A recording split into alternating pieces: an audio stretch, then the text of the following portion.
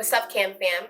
My name is Lori. I am the host of Conversations at Midnight, and I am so grateful to have you guys back for this video because the podcast is not yet premiered yet. But in the interim, I had it placed on my heart to create this little section in this playlist that is specifically for a person that God told me needs to hear this message. And I came up with as the creator, this topic, which we will have a plethora of conversations regarding life, especially as it relates to women in their 20s. And we're going to call it, let's have a conversation about. And today we're going to have a conversation about single shaming. I'm going to give a little bit of context as to why God placed it on my heart to start this conversation, and why God also put it on my heart to speak to a certain specific group of women that are really struggling in this modern society with life, because we're failing to look internally and identify the real reasons why we are upset. We are afraid, we are self-conscious, we lack self-love. It stems from somewhere, and because of these other factors like the fear, like the shame, like the self-esteem problems, it affects us in all these different areas of our lives. I had a really rough last couple of years in my own life, okay? I've said it in some of my other videos. If you watch my Wednesday worship, or if you watch my Sanctifying Saturdays, I really go into minister and I give a little bit of my testimony, talking about how God literally came in and saved me when I was in the dark place. While in the dark place, he told me multiple commands. The only way you're gonna come out of this is if, number one, you have trust and you have faith in me. Number two, if you let go of that whole persona that you put on, which ultimately limited who I am, it limited who God was. If I failed to do the two of those things, have faith, and to drop that persona and that facade that I had of myself, that caricature of myself, God really couldn't have his way and get the glory in my life and then make me transform into a new person so that I can actually have what he has for me. When I was in that dark place, within the last couple of years, just going through life was lifing, God told me coming out of it that I had to be willing to step into that season of obedience. Right now, the risk is so great.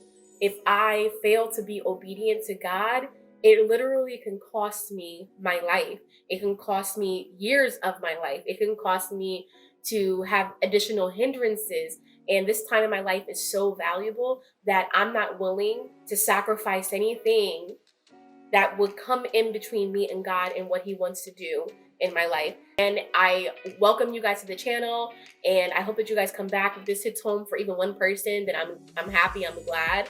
But today we're gonna talk about single shaming. If I look down, it's because I have my little board just with my notes, because there's like important things that I really want to tackle in this video. And drop a comment down below if anything is hitting home, because this channel, it's really about, I'm a regular chick, okay? I'm a regular girl. I'm around the way. I live in Pennsylvania. I'm from Jersey.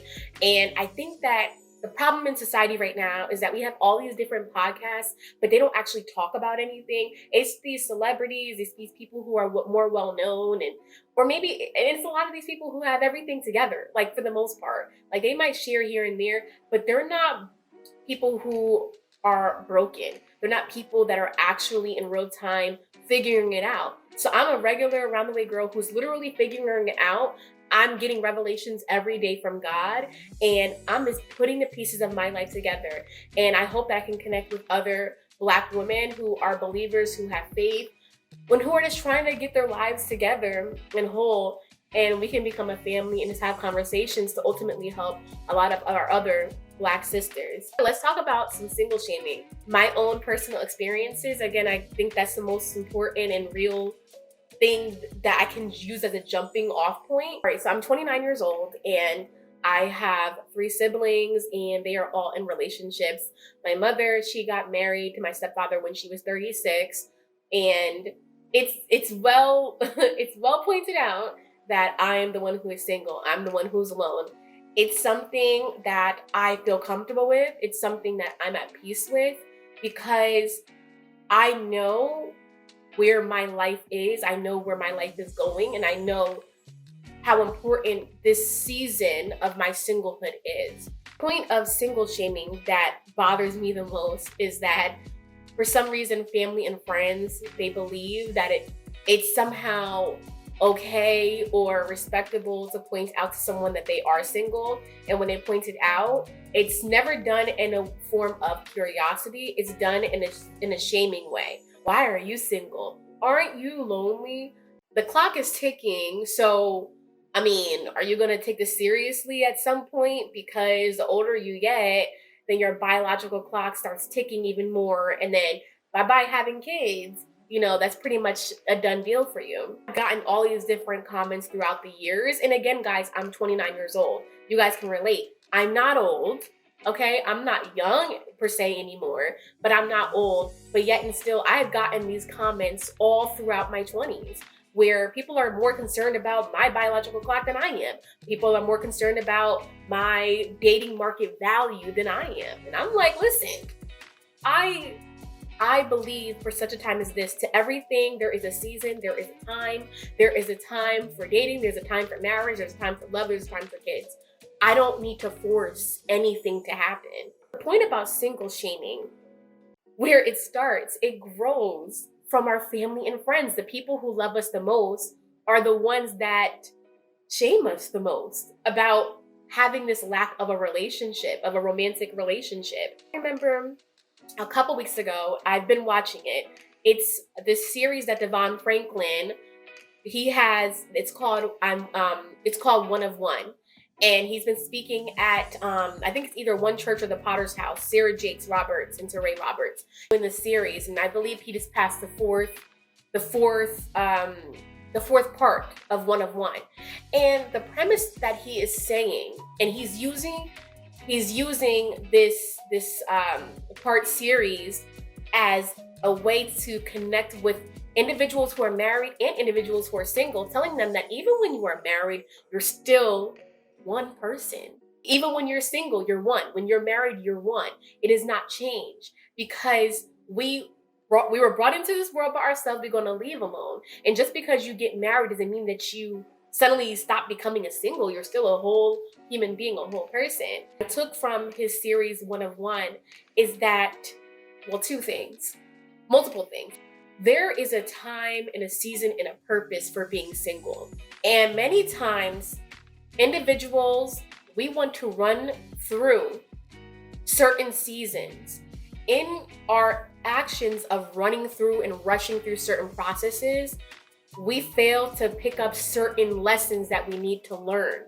When you rush through certain seasons of your life, then there's a deficiency that happens.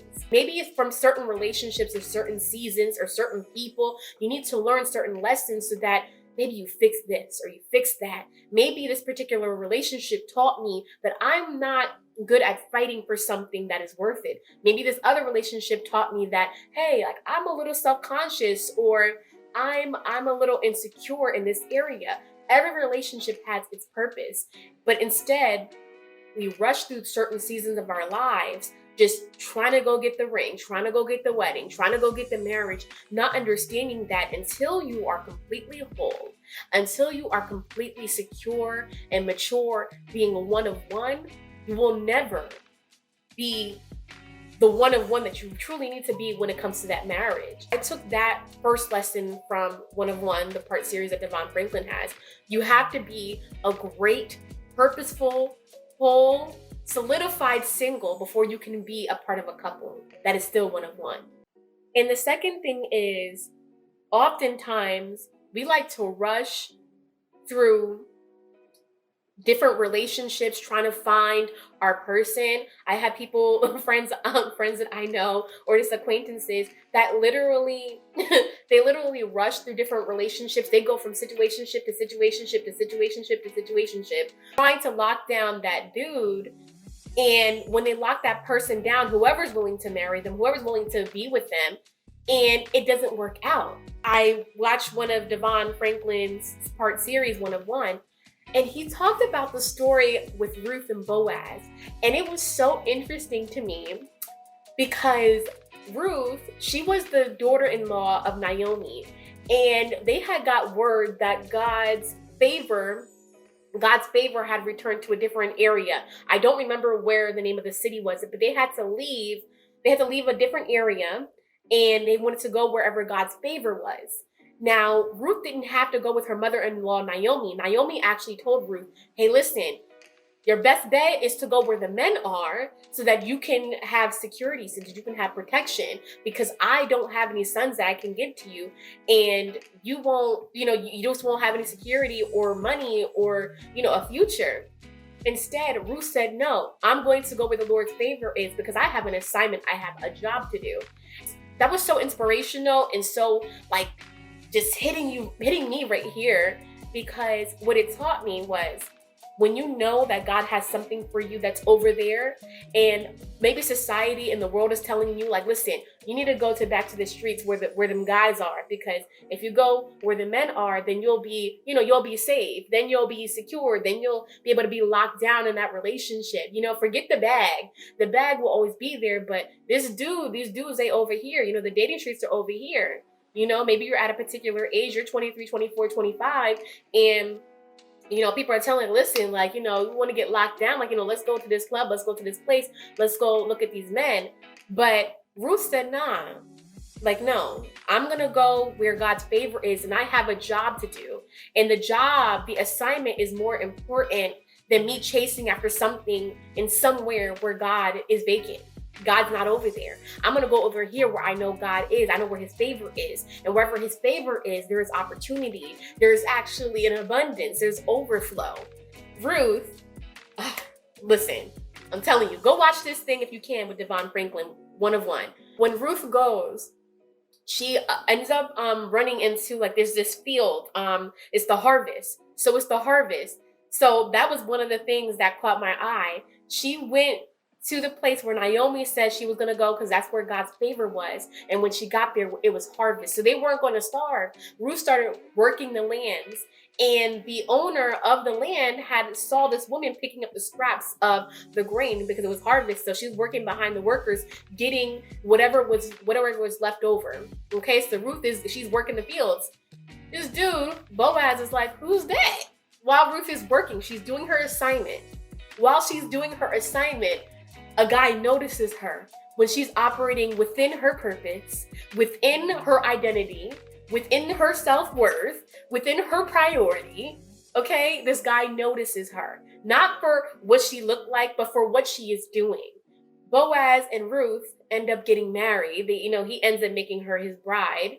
And it all stemmed from Ruth having the strength and having the willingness to set aside what other people were doing, what other women would have done, because she knew what God had for her. She knew where God's favor was, and she wasn't willing to sacrifice that, because she knew that wherever God is telling me to go, through me being obedient in my purpose, through me being obedient in what God tells me to do and where he tells me to go, I don't have to worry about all things being added unto me.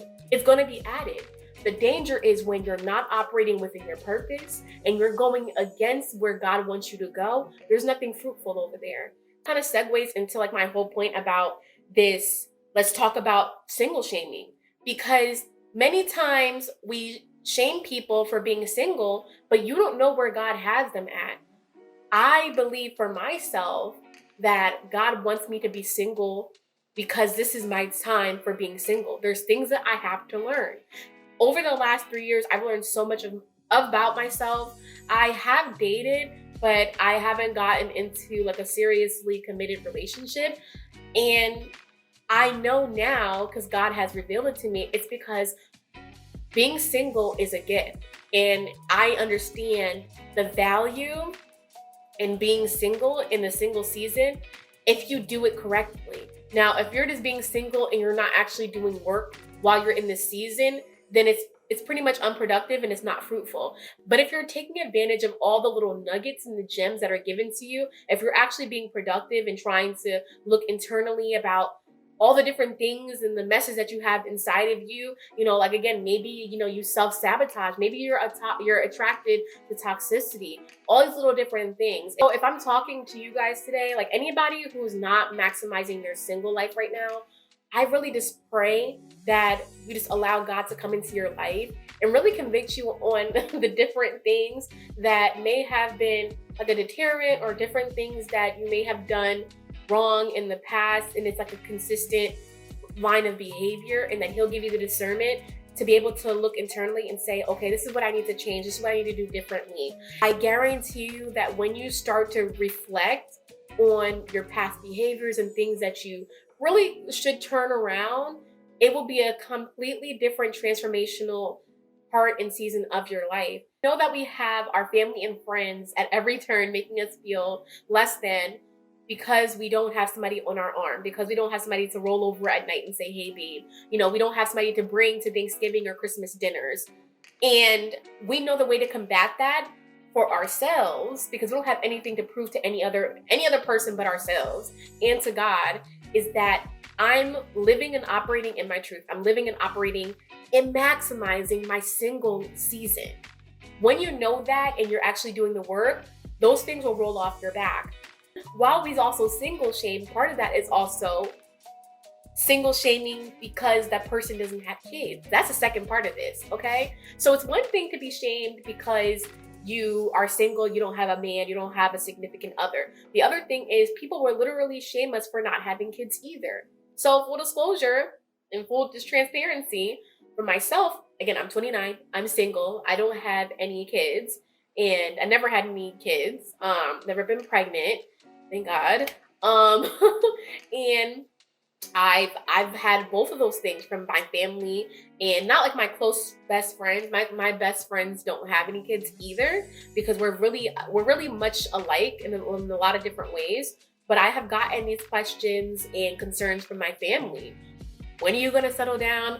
When are you gonna have these kids? Because you're 29, so because you're 29, that clock is ticking. I mean, you don't have much time to really make a decision. Once you're 35, your kids are more likely to have Down syndrome, and the list of concerns grows. I had to take a step back the other day, and I started thinking to myself about the whole Ruth and Boaz thing. Right? When I'm thinking about Ruth and Boaz, I'm thinking about me being a single woman. I'm thinking about being 29 and I'm single. What does this mean for my life? Right? That's real. If we're gonna have a real discussion, let's have a real discussion. Like, I'm thinking about this, and I'm praying, and I'm meditating on my word. And when I'm thinking about Ruth and Boaz, I'm thinking, you know what, girl, you cannot deviate from the plan. You can't deviate from the plan, and you can't make a whole U-turn going towards something that God didn't send for you.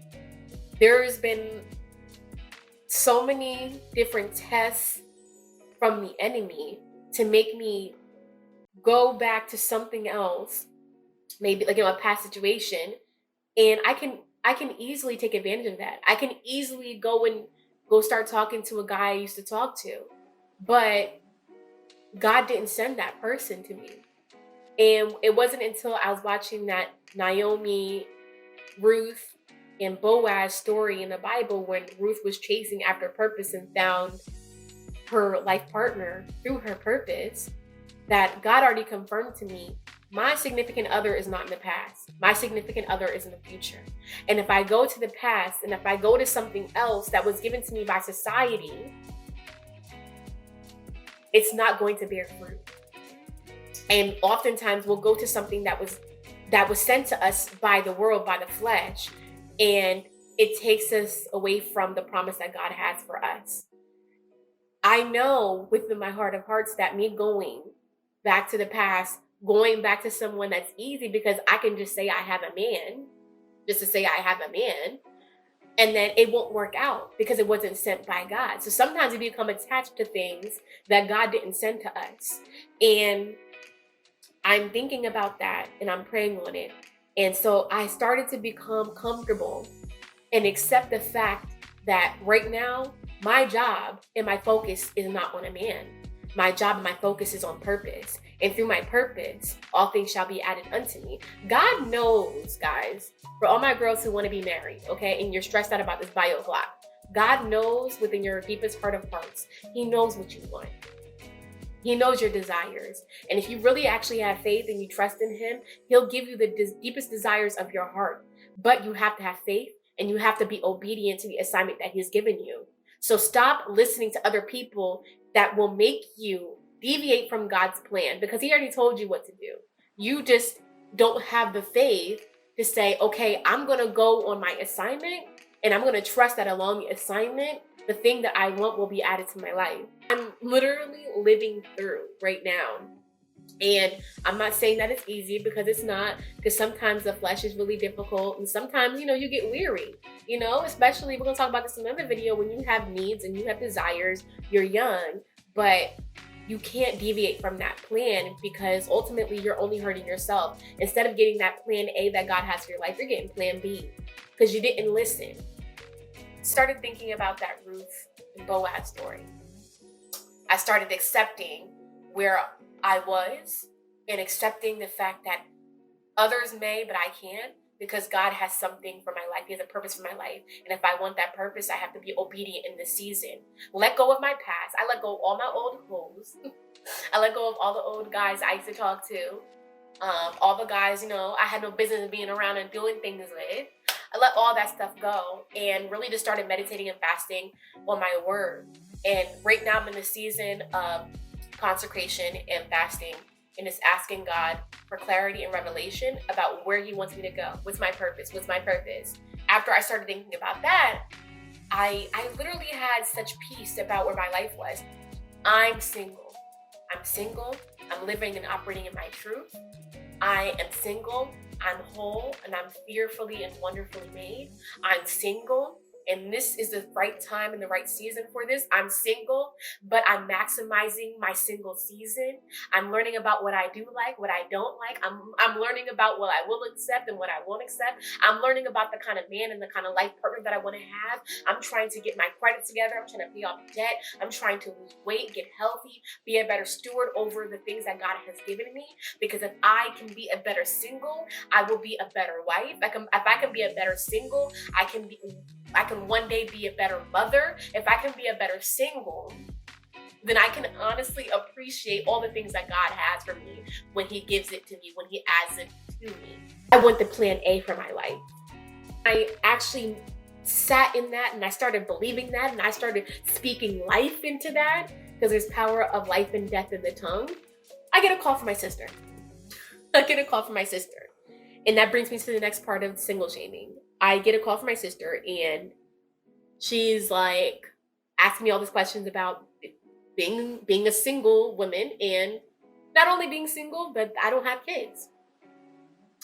And that's when the comments started about, well, if you wait until you're 35, then your kids are more at risk for Down syndrome. And then, well, if you wait until you're 35, then, you're going to be an older mom. So then when your kid's 10 years old, you're going to be 45. And who wants to put a kid on the bus at 45? And, well, if you wait until you're, almost 40, then you're going to be having a kindergartner when you're 45. And I'm like, listen, I had already made peace with the fact that God said not yet. I made peace with the fact that God said not yet. And the thing is, we are only obedient to God. We only listen to God when He's telling us to do something that we want to do. But what about when He tells us not to do something? Then we angry. Then we want to go the opposite way. And then we're angry that things don't go work out. So to my sister's response about, well, when you're 35, your kids, they're more at risk for Down syndrome. And when you're 45, you're going to have a kindergartner to put on the bus. You know what I said? My response, first of all, I will not speak negatively about anything that's coming in my future. I believe that there's power of life and death in the tongue. I believe that we have dominion and kingdom power over our future, that if we say something, that we have power and we have access to the Holy Ghost and have access to God, and through Him we will move, have our being. I believe that if I speak positively over my future, that I have it and that it is so. I'm not speaking and saying a thing about me even having a kid with Down syndrome. I said that right now, I don't have any regrets over not having a kid at 29 years old because I'm maximizing my single life. I'm maximizing this season of my life. I'm learning who I am, what I want, where I want my life to be, the kind of partner and the kind of home that I want to cultivate. And I said that if I get to a particular age, in the years, if I'm 40 and I'm, just having a kid who's 3 to 5 years old, that I know in my heart of hearts that I was obedient to what God told me to do, that I won't have any malice in my heart, that I won't have any regret in my heart for the things that I didn't do. Because right now, I'm doing all the things of my youth. I'm traveling, I'm having new experiences, so that I can actually put the other childish things away and I can give that season of my life all the attention that I need to give. Really, in closing, guys, like if you don't take anything from the beginning of this video, I just really want to close the whole entire conversation of single shaming with just a few of my thoughts. And I want to really bring it back home. And I think a really good way to do that is to talk about the two different types of people that you have in this world as it relates to single shaming. Okay, so the first kind of person that you have as it relates to single shaming are the haters. What are haters? Who are they? They are the people that jump in the comments. You might be posting about the single season that you're in. Maybe you're just living it and you're maximizing this season of your life. You're traveling, you're romanticizing your life. You're going to dinners by yourself. You're pampering yourself. You're meditating, you're fasting, you're locking in on what God has for you. And you're saying, you know what? I'm letting go of what society says I should be living my life at right now. I'm focused on the plan and the purpose that God has for my life. I'm being obedient to what He's telling me to do.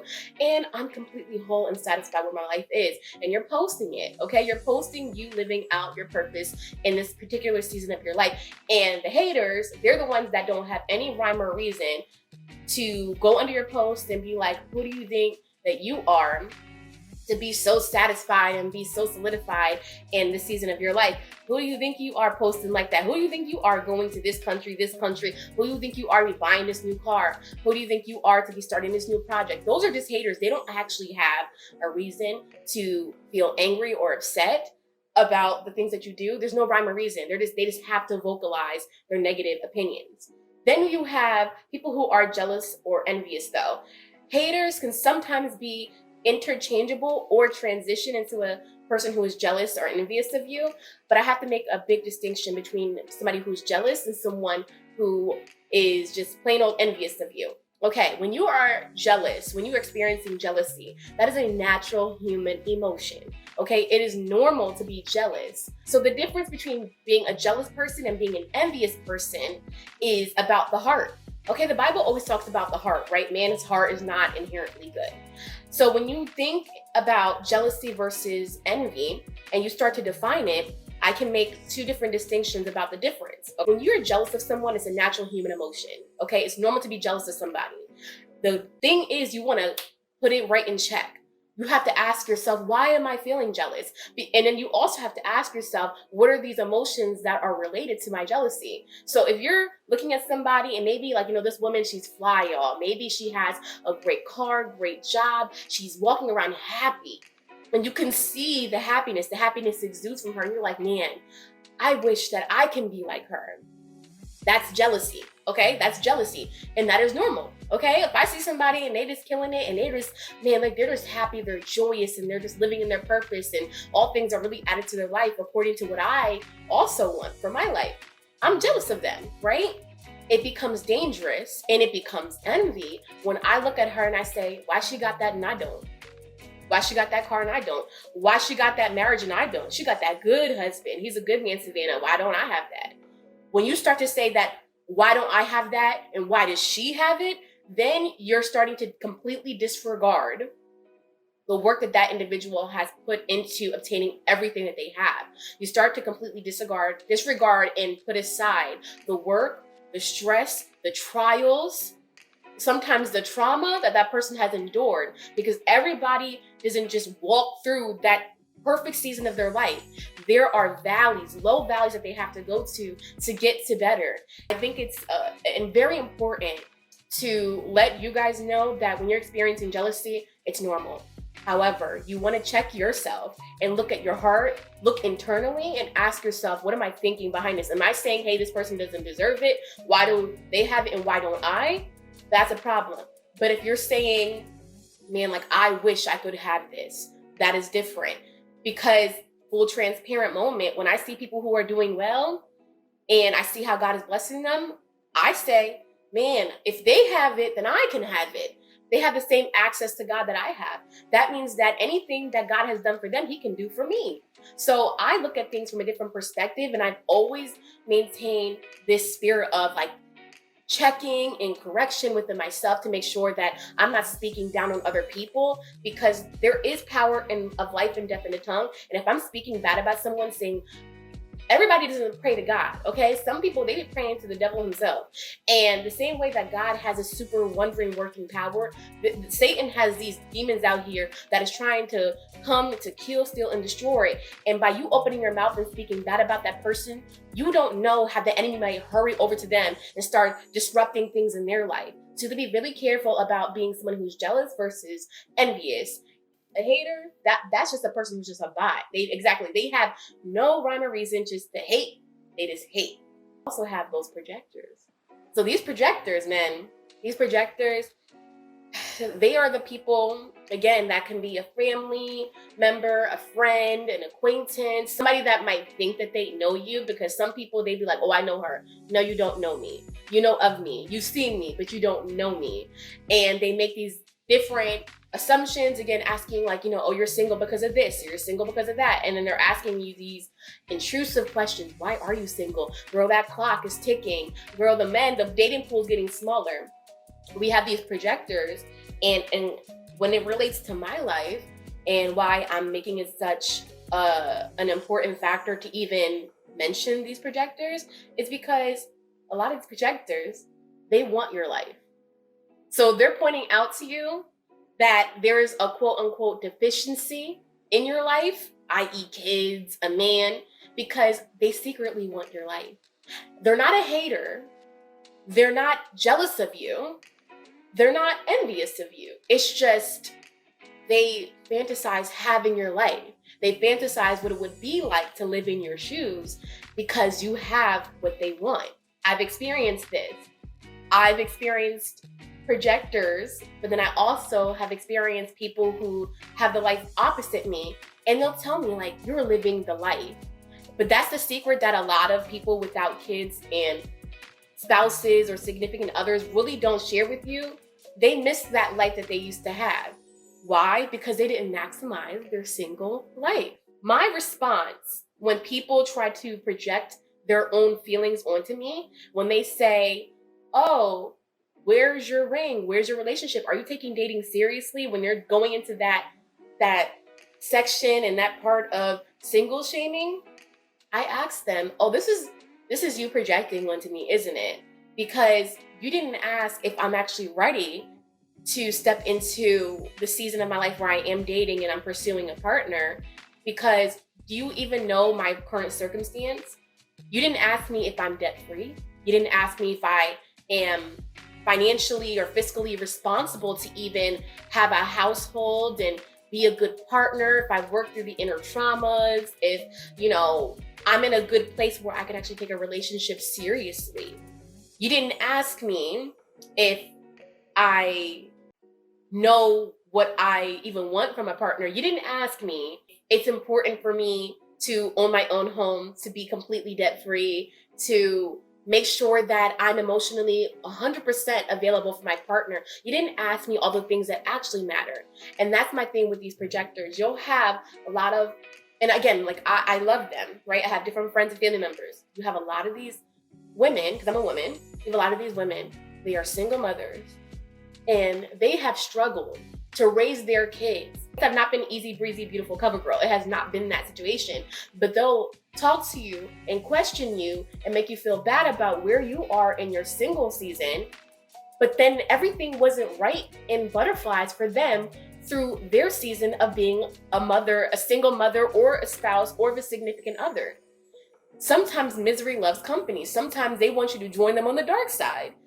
But instead of asking you, their friend, their loved one, hey, like, when will you feel like you're ready to join, the other side? When will you feel like you'll be willing to drop the single season and really pursue a relationship?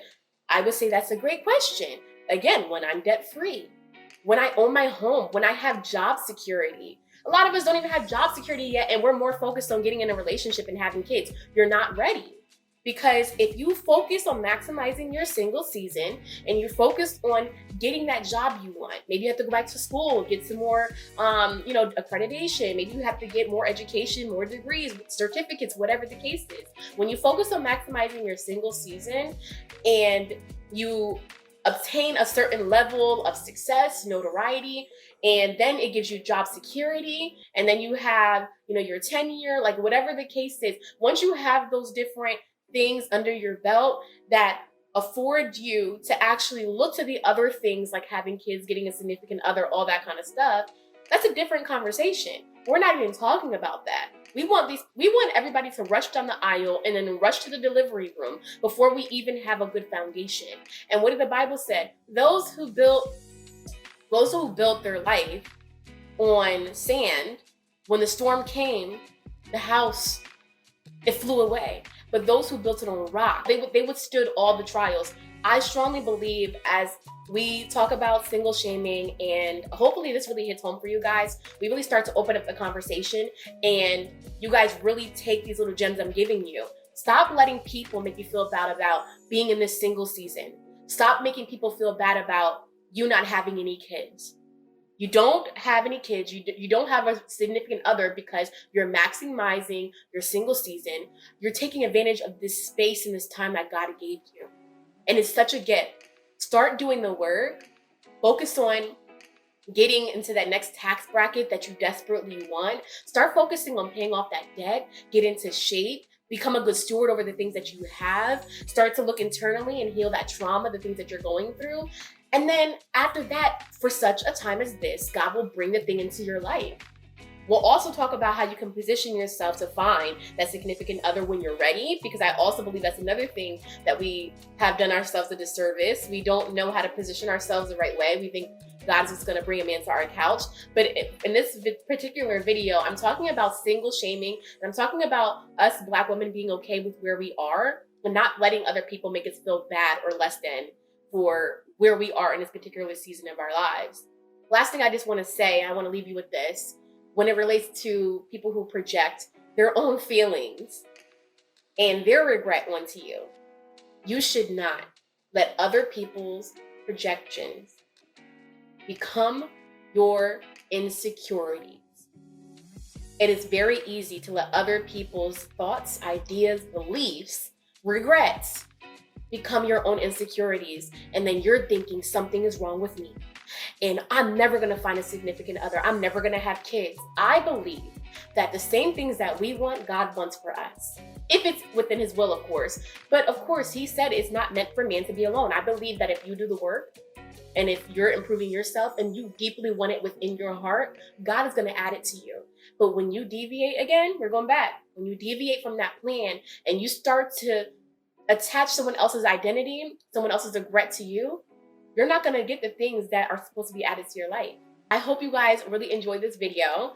Okay, please join me back here for this series that we're doing. Let's have a conversation about. I strongly believe that you guys are really going to be connected to it. And I'm talking about things that are relevant topics, things that I can personally speak from my own experiences.